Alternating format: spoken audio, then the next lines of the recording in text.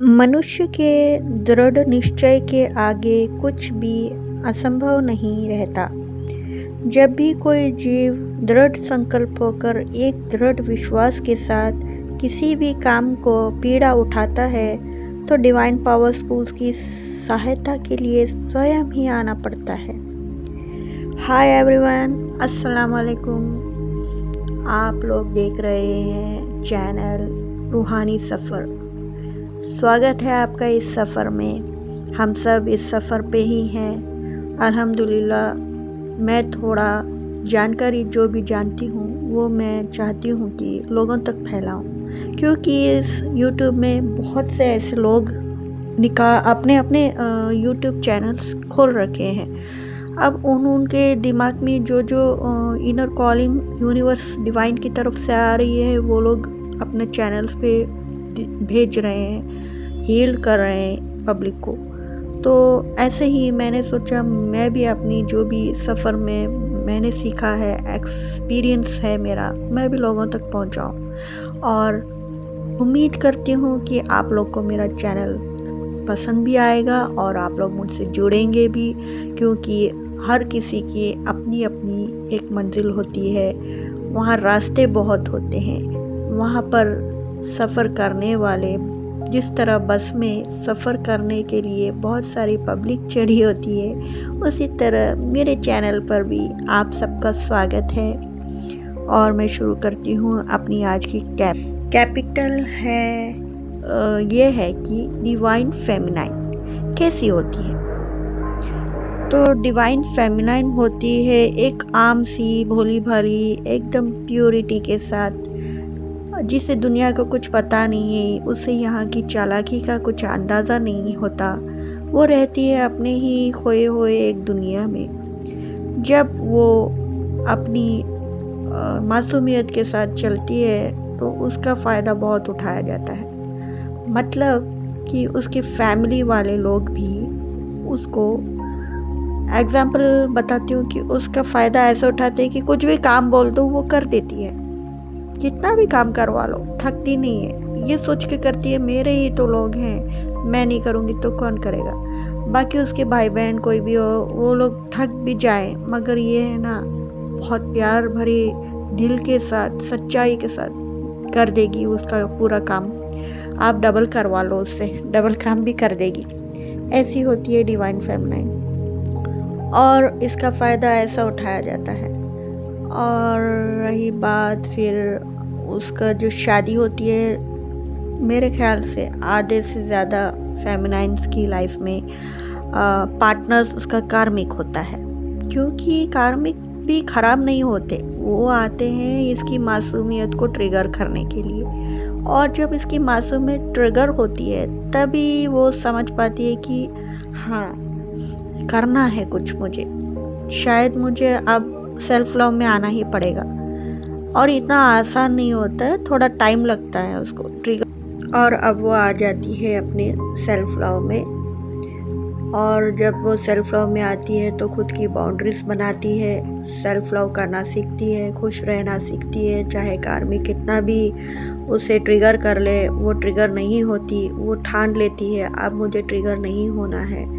और जब इस फेस पर वो आ जाती है तब उसका कर्मा एंड हो जाता है अपने कार्मिक के साथ। पूरी तरह से एंड नहीं, इसका एंड लेसन चल रहा होता है जब वो इस फेस पे आती है। और इसी फेस पे अक्सर डिवाइन फेमिनाइन को मैस्कुलाइन मिलते हैं।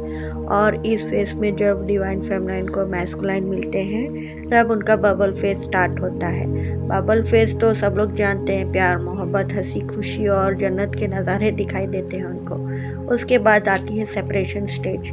जब सेपरेशन आती है तब ऐसी ख़तरनाक तकलीफ़ होती है, ये दूसरी बार उसको तकलीफ़ दी जाती है डिवाइन के थ्रू कि अब तुम्हें ग्रोथ की तरफ जाना है। बहुत ज़िंदगी भर उसने सबकी खिदमत की होती है, झुकी होती है, डबल अपने आप को झोंक दिया होता है सबके लिए।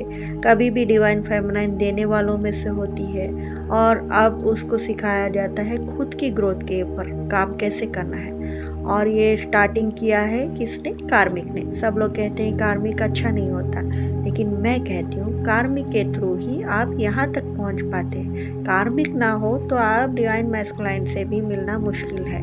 कार्मिक ट्रिगर देता है, सेल्फ लव आप सीखते हो, बाउंड्री बनाना आप सीखते हो, तब आपकी मुलाकात एक मैच्योर और स्पिरिचुअल पर्सन डिवाइन मैस्कुलाइन से होती है। डिवाइन मैस्कुलाइन जब लाइफ में आती है तो आपकी लाइफ में समझ लो पॉजिटिविटी आती है, एक लाइट, एक उजाला, एक रोशनी पड़ती है आपके ऊपर। तो ये क्या है? ये कार्मिक के तरफ से ही ना आपको गिफ्ट मिला है। और आपकी जर्नी ये मैस्कुलाइन, डिवाइन मैस्कुलाइन की तरफ से कहाँ जा रही है? पॉजिटिविटी की तरफ, ग्रोथ की तरफ, लाइट की तरफ आते हैं। मैस्कुलाइन हमें ग्रोथ की तरफ ले जाने के लिए अब आपकी जर्नी यहाँ से स्टार्ट होती है। आपका सेपरेशन होगा। सेपरेशन के बाद बहुत रोती है डिवाइन फेमिनाइन, उसकी ज़िंदगी तो पूरी तरह हार्ड हो जाती है। वो सोचती है अच्छा ठीक है, अब ज़िंदगी जन्नत बन चुकी है, मिल गया है मुझे मेरा सपनों का राजकुमार। बट वहाँ वो नहीं जानती है, वो बहुत मासूम होती है कि अब यहाँ से शुरू कर रहे हैं डिवाइन उनके साथ उनका असली रियल फॉर्म में लाने के लिए तैयारी। और ये तब उसको नहीं पता होता है, इसलिए वो जब सेपरेशन आता है क्या बताऊँ आपको, ज़िंदगी दूसरी बार मौत की तरफ जाती है। मतलब समझो मर के जीती है, वो मर के जीती है। ना रात में नींद आती है, ना सांसें आती है। इस तरह की हालत होती है डिवाइन फेमिनाइन की। और जब इस तरह उसको तकलीफ़ में डाला जाता है तो वो पहले से ही डिवाइन से जुड़ी होती है, इसलिए वो वहाँ पर झुकती है। वो प्रेयर और अपनी साधना शुरू कर देती है, मतलब इबादत शुरू करती है। और तहज्जुद, हर एक नमाज, हर एक इसमें दुआओं में पूछने शुरू कर देती है। सवाल और जवाब होते हैं उसके और डिवाइन के बीच में कि ये मेरे साथ ऐसा होता क्यों है, क्या हो रहा है, क्यों हो रहा है, किस लिए हो रहा है, मेरे साथ ही क्यों। ये सारे सवाल के उसको फिर जवाब मिलना शुरू होता है। उसके 7 चक्रास इस साधना के थ्रू अपने आप एक्टिवेट होना शुरू होते हैं।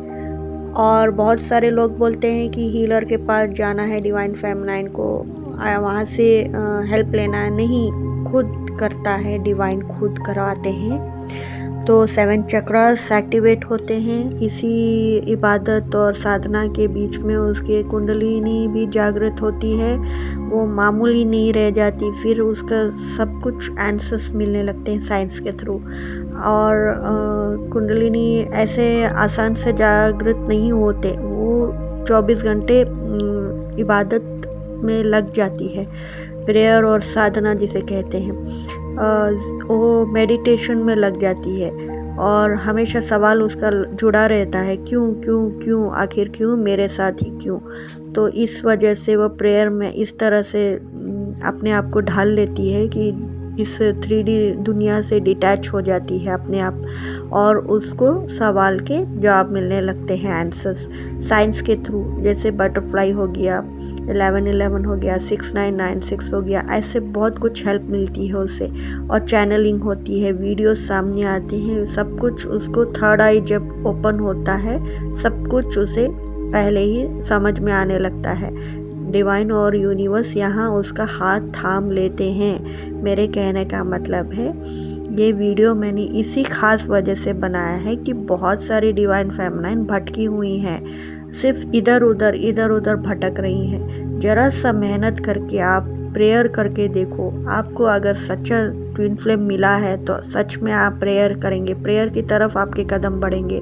और आपको वहाँ पे मेडिटेशन और ज़िक्र हम लोग बोलते हैं, आप लोग शायद नाम जाप बोलते हैं, जो भी है प्रेयर साधना, उसमें अगर लग जाएं तो आपको डिवाइन हाथ थाम लेता है और रास्ता बताना शुरू कर देता है।